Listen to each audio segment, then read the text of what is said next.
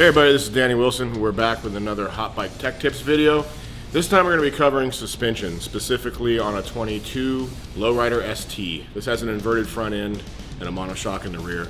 Harley's really up to their game lately with suspension, but there's still a lot on the table if you're a high-performance rider. In this issue, we're going to cover a complete drop-in cartridge kit for the front forks. We're also going to cover pulling the fork foot off and putting it on a different tube. A lot of people don't cover that, and it seems to be thought of as some kind of black magic. It's really not. It threads onto the fork tube. So we're going to show you how to do that. We're using GP in the front. GP makes great products. You can order different color options on the tops here, and they'll set it up for your weight, so you really don't have a whole lot of drama when you go together as far as setting it up once you get that done. We're going to be running black fork tubes. They function exactly the same as the chrome ones. They just look cool. And then we're going to be doing a Russ Warnemont rear shock that's adjustable. So these are the parts that we're going to be working with today. Our lead tech here at the shop, Dan Moody, is going to be doing all this work, and he'll talk you through it, and you can check out the article and go to the video and see where we're at. My name is Dan Moody. I'm here for a Hot Bike Tech Tip. I'm going to show you how to install your GP suspension on your inverted front end. To do that application, you're going to need some specialty tools. You're going to need a fork cap tool. You're going to need their thin wrench. You're going to need their bleeder tool and their cartridge tool. And other than these tools, you're going to need some specialty tools. So for the left side, you're going to need a fork compressor tool. You're going to need a fork oil level gauge, a 43mm oil seal drive. You're going to need a castle nut tool by Jim's Tools. We're going to do a rebuild kit, a torch, some Loctite, and this application requires 5 weight. Now that we took off the cap and the rubber stop, so what we're going to do is take out the castle nut on the right side, and that's where this Jim's Tools comes in handy. It's a castle nut tool that we're going to end up using to take out the castle.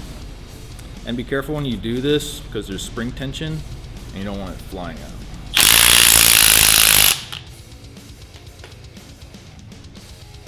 Alright, so now that we took the castle nut out, we're going to drain the fork oil, and we're going to get rid of the rest of the internals before we take off the foot. So now that we dumped all the fork oil out and the rest of the internals, we took off the dust seal, the retaining ring, and now we're able to take off the outer tube with the inner tube, and we're going to get rid of the old oil seal, so that's going to be replaced, and get rid of the washer and bushings and replace those with our new rebuild kit. So with this application, what you need to do is you need to apply heat to the foot to be able to remove the foot. You really want to focus on the inner part of the foot instead of the outer. So sometimes we gotta apply so much heat, what happens is possible discoloration. So that's why we're going to focus all the heat on this side, and then we're going to take our axle to take the foot off.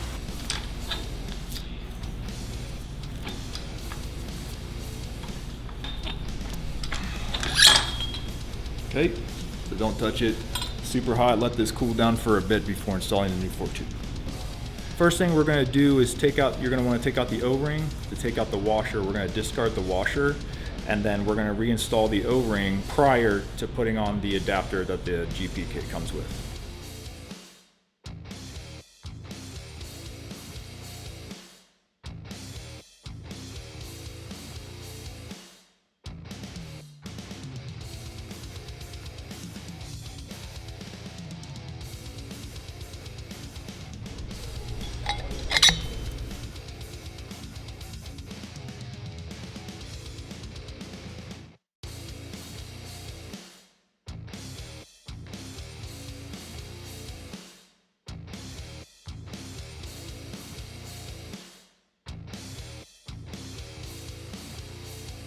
So now that we have the foot installed, one of the notes I wanted to point out when you do this, the rebound side fork tube is 22 3/4, and the compression side is going to be 23 inches. So just keep that in mind when you're installing your kit.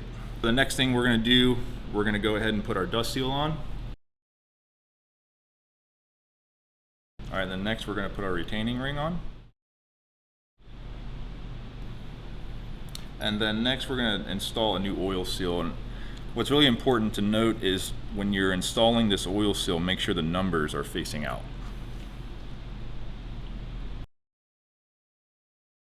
All right, then we're going to end up installing our washer. And then we have a couple bushings that we're going to install. So now that we got our rebuild kit installed, next thing we're gonna do is install the outer tube.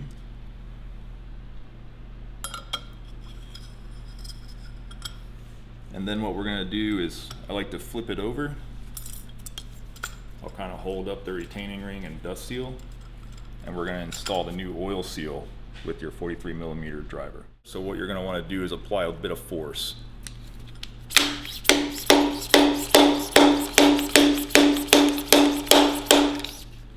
So now that the new oil seal is installed, there's a little carve out where the retaining ring sits, and you'll hear it clip in.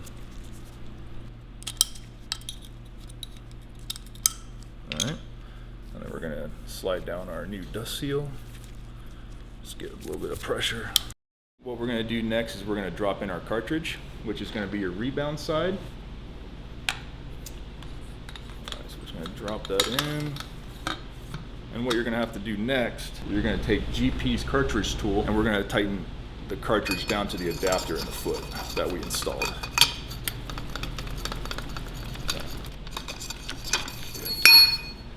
We're gonna drop in our spring spacer. All right, and then what we're gonna do next is we're gonna do our fork oil. So we're gonna end up using 5-weight. On the fork oil level gauge, we're gonna end up setting it to 160mm.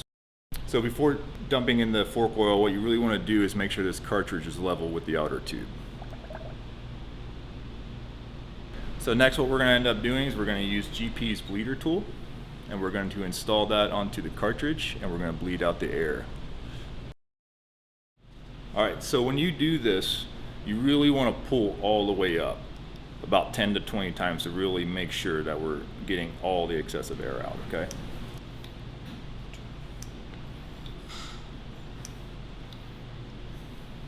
So now that we have all the air bled out, what we're gonna do is do a fork oil level on the kit.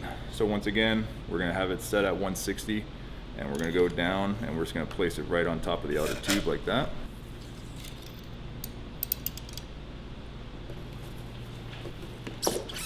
So next what we're gonna do is we're gonna drop in our adjuster rod, but before we do that, we're gonna apply a little bit of grease.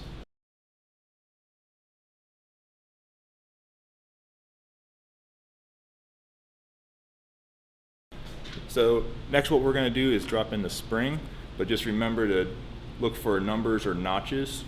Those are gonna be on top. Now that the spring is in, we're gonna install the ejector. And then over that, we're gonna end up reinstalling the bleeder tool to be able to pull up on the cartridge. All right, so now we're gonna take GP's thin wrench tool and we're gonna pull up on the cartridge and we're gonna align the ejector with the cartridge. All right, so next what we're gonna end up doing is installing the rebound cap. All right, so we're gonna put that over the adjuster rod, and you just wanna make sure that the ejector and the cap line up nicely together. So next what we're gonna do is take a 14mm wrench, install it onto the cap, and just give it a nice little snug. All right, not too much. And then we're gonna remove the GP thin wrench. We're gonna pull up on the outer tube, and we're just gonna start hand tightening the cap to the outer tube. We're gonna take the GP's fork cap tool, and we're gonna install it onto the fork cap.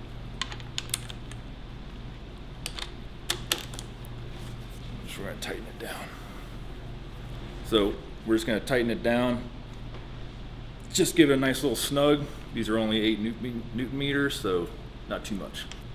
Next, what we're gonna do is we're gonna set the preload and the rebound at a baseline level. So what we're gonna do is take your 14mm wrench and we're gonna go 6 turns.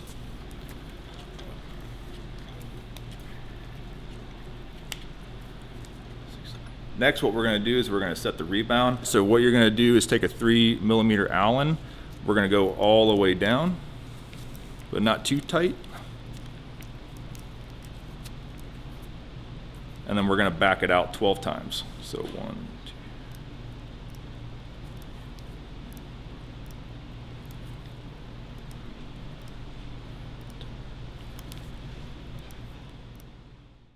So that's it for your rebound side, and what we're going to do next is move on to our compression side.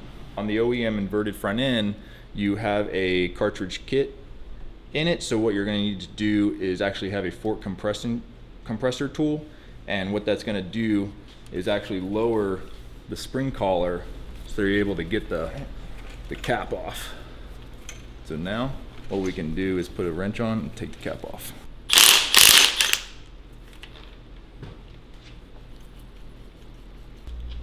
All right, so now what we're gonna do is we're gonna release all the tension off the fork compressor spring, and we're gonna dump out the internals.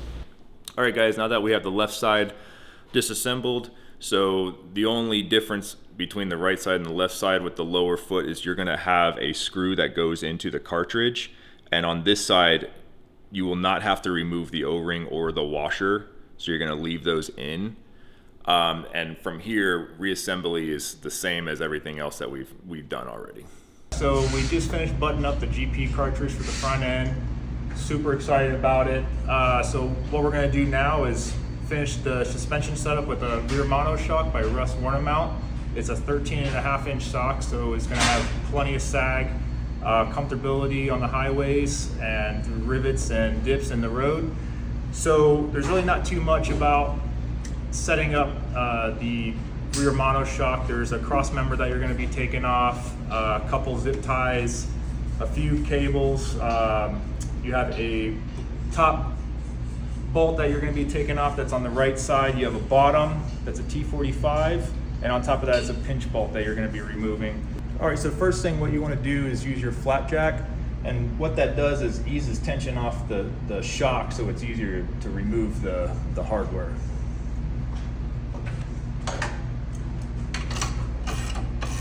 Just a little bit, nothing too crazy. You don't need to lift the back wheel or anything. So next what we're gonna do is we're gonna end up moving this cross member here. Like I said, it's only held on by a few bolts. We're gonna use a 7/16 and a T27 to remove this.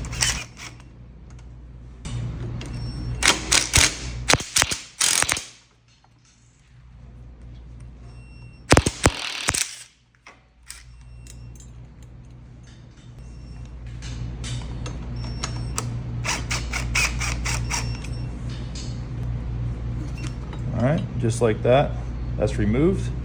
And then also while we're here, we're gonna go ahead and disconnect the tail light harness and your turn signals. And they're color coded, so super easy to remember where these go. And since we're over on this side, what we're also gonna do is we're going to loosen up the top shock bolt as well.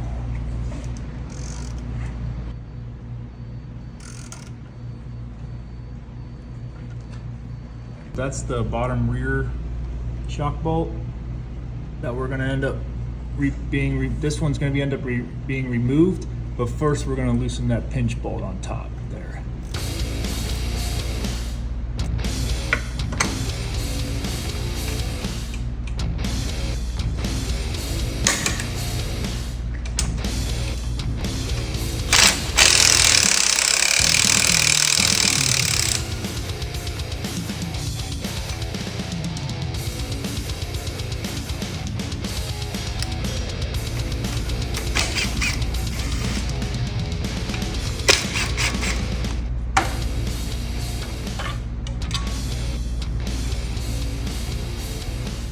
All right, so now that we have the bottom shock bolt out, we're gonna take out the top shock bolt and we're gonna end up removing the stock shock out of it.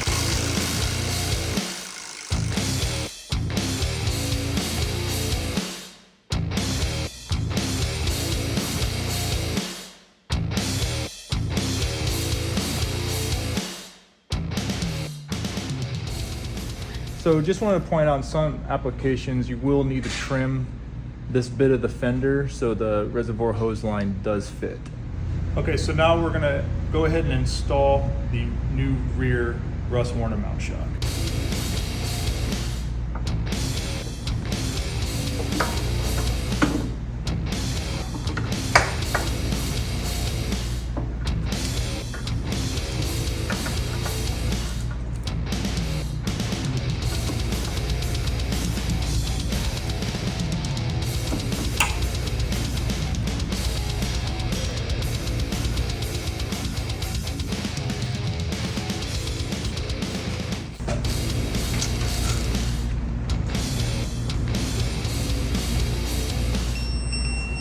All right, everybody, thanks for checking out this Hot Bike Tech video on how to upgrade the front and rear suspension on your Milwaukee 8 Softail with inverted forks.